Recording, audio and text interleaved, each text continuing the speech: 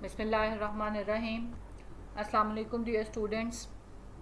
In the previous lecture we had started with the properties of sensory receptors and we discussed many properties of the sensory receptors. In today's lecture we are going to continue with the properties of sensory receptors and we are going to finish them inshallah. So before I start with the remaining properties of the sensory receptors, I will quickly go through the properties that we have discussed in the previous lecture. So in the previous lecture, we talked about the receptor potential. So receptor potential is a graded potential which is produced in the receptors when a stimulus is applied to the receptor. When a specific stimulus is applied to a receptor, it produces a graded change in its voltage, and this change in the voltage is known as the receptor potential.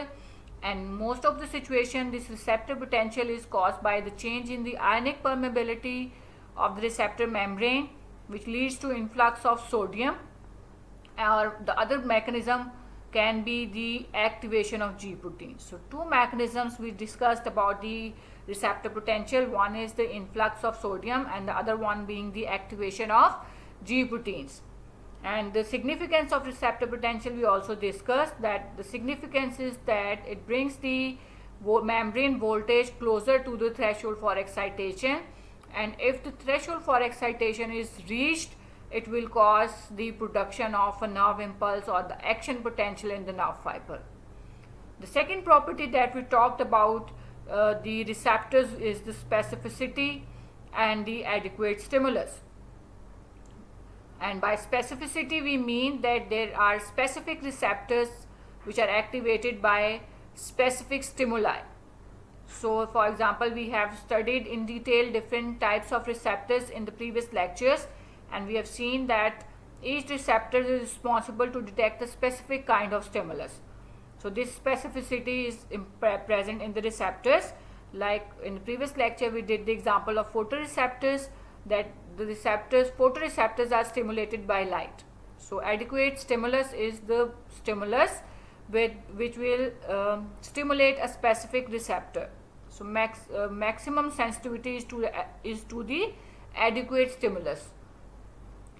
So this shows that specificity is not absolute. It means that although there is a specific stimulus or an adequate stimulus for each type of receptors, but the receptors can be stimulated by other stimuli as well. And in this again we did the example of photoreceptors, that adequate stimulus for the photoreceptor is light, but they can also be stimulated by the pressure applied to the eyeballs. So this was about the specificity and adequate stimulus. Then we talked about the localization, and in localization we studied that when a part of the body is stimulated, it causes the stimulation of the receptors in that part of the body, which in turn sends signals to the brain, and then we are able to localize and we are able to point out the part of the body which is being stimulated.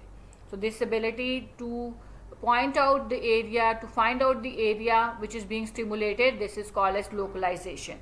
And the reason for ability of localization is that each and every area of your body, it has a separate representation in the sensory cortex.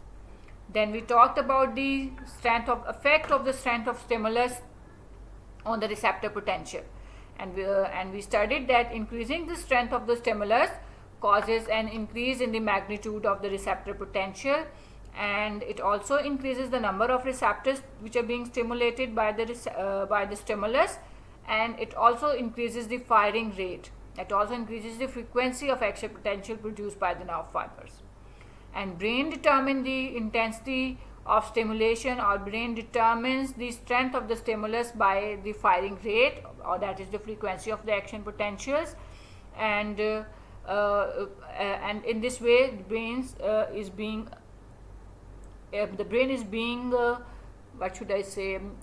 is aware of about the intensity of the stimulus. And then we talked about the receptor adaptation, and in receptor adaptation we studied that there is when there is continuous stimulation of a receptor with steady stimulus that is not changing in strength, it causes a decline in the response of the receptor, and this decline in the response of the receptor is called as receptor adaptation or desensitization. We also studied the mechanism of adaptation, that either there is a reorganization of the receptor in response to a continuous stimulation, or there is accommodation, or there is the inactivation of the channels. So these were the mechanisms of adaptation, and we also studied the significance of adaptation. So the next property that we are going to discuss today is the label line principle. Label line principle. Now, label line principle, I would like you to listen very carefully, because these properties are very confusing, and if you are not listening carefully and attentively, you might not be able to understand. So we are talking about the label line principle. Now, when the receptors are stimulated, there is generation of action potential or the nerve signals, and these nerve signals are carried via the nerve fibers, and these nerve fibers will terminate in the specific part of the brain. So I am repeating this point again, that you apply a stimulus, it is going to cause the excitation of a receptor. When receptor is stimulated, a nerve impulse is generated, and nerve impulse is generated along the nerve fiber. So nerve fiber, which is carrying the sensation from the receptor to the brain, is the sensory pathway. So this sensory pathway or the nerve fiber is going to terminate into a specific part of the brain. We have studied in the previous lecture, and I have just revised it. For example, we again take the example of photoreceptors. Now, photoreceptors are excited by light, and from the photoreceptors, visual fibers carry the visual signals to the visual cortex, which is present in the occipital lobe of the cerebral hemisphere. So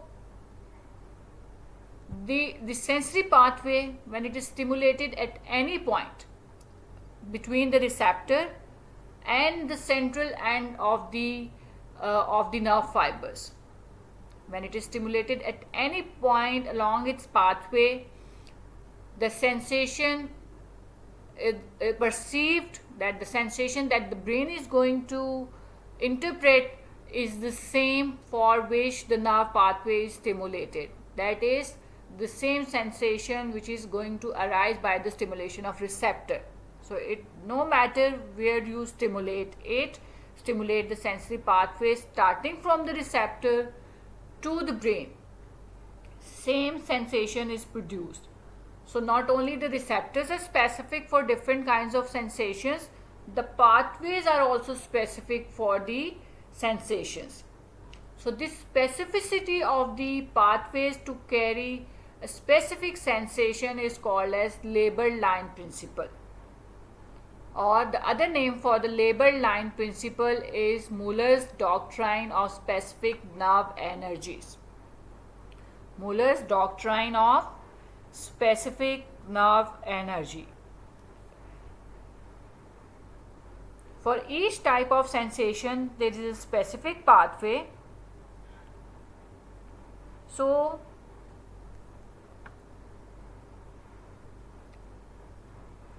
I can explain it by drawing it here on the same slide. Just let me draw it so that it becomes more clear to you. I'll take the pen. So we are talking about the label line principle.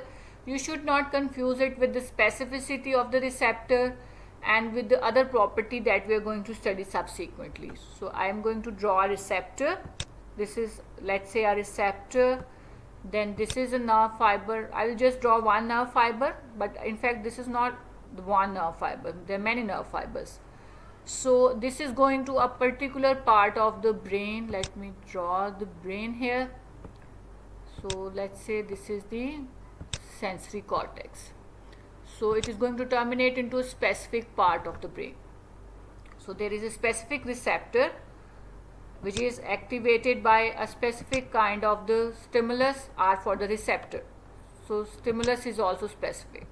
So we say this is the specificity of the receptor. Not only the receptor is specific, the pathway is also specific.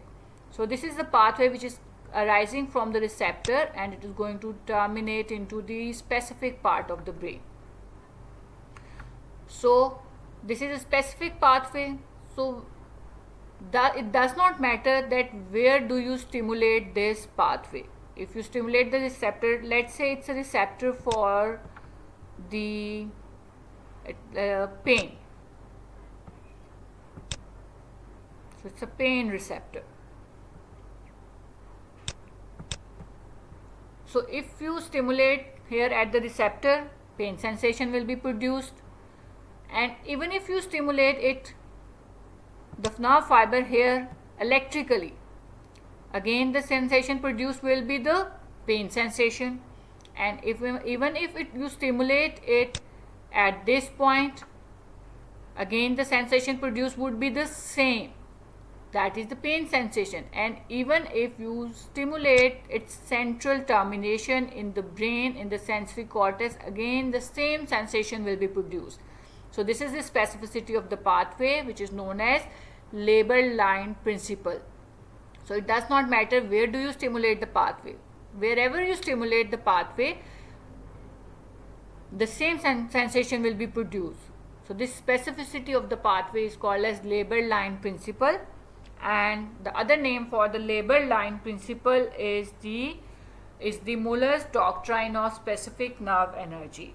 It is called as Muller's doctrine because it was first described by the Mullers. So after the name of the scientist or the physiologist who first described this principle, it is also known as Muller's doctrine of specific nerve energies. I hope it is clear to you. Now we move on to the next property, that is law of projection. Law of projection. Now when a stimulus is applied to a part of body, the person is able to perceive the stimulus because the signals are transmitted to the brain, and after perceiving it, the person projects it to the part of body being stimulated. That is, the stimulus which is perceived is analyzed, it is projected, it is localized to the part of the body which is being stimulated. So this is called as law of projection. Again the same thing, that the nerve fibers from the receptors carry the impulses, okay, from a particular part of the body. So when the nerve fiber is stimulated, the stimulus is localized and projected to the part of the body from where the nerve fiber arises. Again let me draw it for you so that it becomes more clear. So I am selecting a pen again. So I'll draw a receptor, or we can say that it's a finger. Let's say we take it's a finger.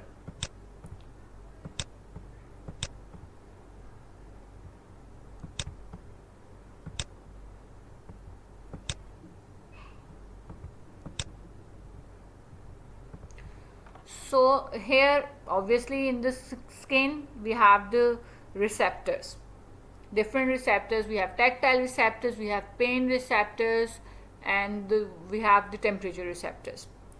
Now from here, let's say this is the area being stimulated. From here the nerve signals are generated and carried via the nerve fibers. Where these are carried to? These are carried to the sensory cortex, sensory area present in the cerebral cortex. Now what is the law of projection?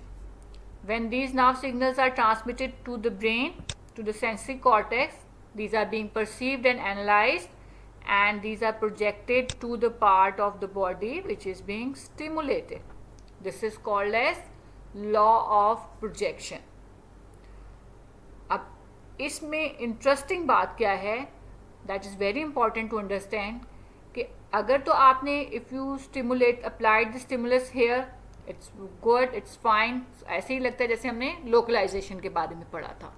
लेकिन interesting point क्या है, interesting point ये है कि even if you stimulate the nerve fibre here in the midway of its pathway electrically,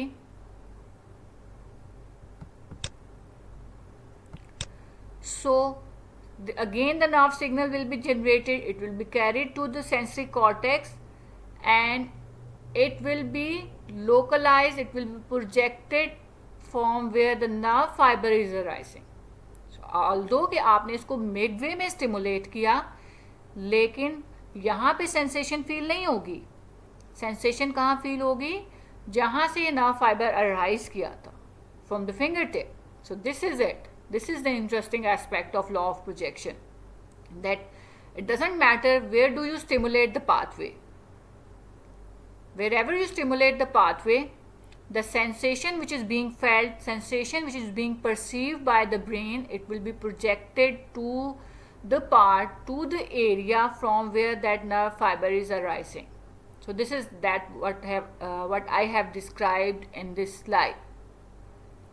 So sensory fibers, wherever it is stimulated, the stimulus is localized and projected to the body, to the part of body from where the nerve fiber arise. Now this gives us the basis of a very important phenomena that is called as phantom limb.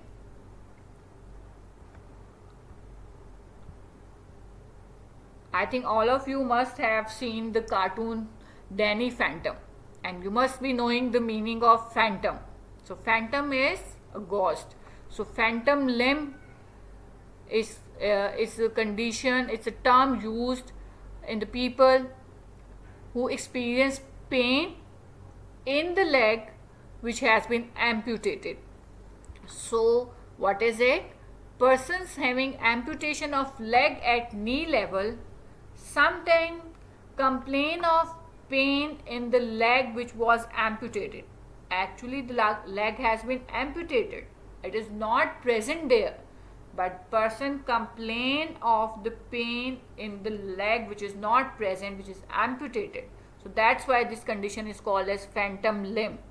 And the basis for this complaint of pain is the law of projection that I just have tried to make you understand.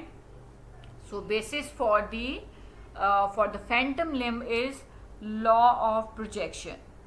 Now how do they feel pain in the amputated leg? It is because the cut nerve endings at the knee are stimulated because of the pressure. So the leg is amputated at the level of knee, and the cut nerve endings at the level of knee are going to be stimulated because of the pressure. And when these are stimulated, they will cause stimulation of these cut nerve endings will lead to generation of the nerve signals, and these nerve signals will be carried to the brain, to a specific part in the sensory cortex, and this will cause a perception, it will cause a sensation of pain. Now this pain will not be felt at knee, this pain will be felt in the leg which is not present, because those cut nerve endings were originally arising from the part of the leg which has been amputated. So this is because of the law of projection, that wherever along the pathway of a nerve fiber you stimulate it, the sensation which is perceived will be projected to the part from where the nerve fiber is arising. And the fact that wherever you stimulate it, the same sensation will be perceived is your law of specific nerve energies. कि pathway को आप कहीं भी stimulate कर लें, sensation की type नहीं बदल जाएगी, वही sensation feel होगी जो कि उसकी peripheral termination को stimulate करने से produce होती है. ये आपका law of specific nerve energies है, लेबर लाइन प्रिंसिपल है कि स्पेसिफिक पाथवे है, उसने अपनी सेंसेशन को रिसेप्टर से लेके ब्रेन के एक स्पेसिफिक पार्ट तक पहुंचाना है. और लॉ ऑफ प्रोजेक्शन क्या है कि जहाँ कहीं भी पाथवे पे आप उसको स्टिमुलेट कर लें, जो सेंसेशन प्रोड्यूस हो रही है वो प्रोजेक्ट होगी to the part from where that nerve fibre is arising. ठीक है, so this is the law of projection and law of projection is the basis of phantom limb. Phantom limb जो है it is very important viva question as well as it can come in short ऐसे questions. So the last property down that we are going to study is the sensory unit and the receptive field. Now a single sensory axon and all its peripheral branches form a sensory unit. So sensory unit क्या है? It is a single sensory nerve fiber and with its peripheral branches. Nerve fiber termination से पहले it divides and gives rise to many branches. तो एक nerve fiber along with its branches it forms a sensory unit. And receptive field क्या है? It is the area of the skin or the mucous membrane from where the sensory impulses are carried by our sensory unit. From where यहाँ पे बेटे missing है.